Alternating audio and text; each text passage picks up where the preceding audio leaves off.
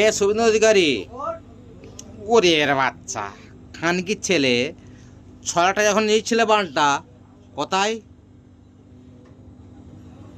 তোর মা চুদি দেবো এখানি ওদিন বেটা, তোর বাপ সিদ্ধি ওদিকে নাম পেলে পেলে দম নেই তো খানকির ছেলে। গুদমা তুই খানকে বিয়ে করিস নি, এত কথা কেন বলি ভেবে? মুসলিম খারাপ। হুম, মুসলিম তোকে ভোট যখন দিয়েছিল তুই ভালো 3 বাটি গোশ খেয়েছিল, ওইটাও বলো। 3 বাটি গোশ খেয়ে দে, তুই গুদমা ছিলিস খানকির ছেলে।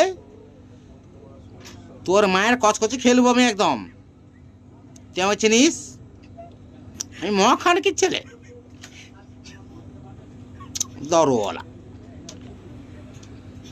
চিনতে পারিস আমাকে?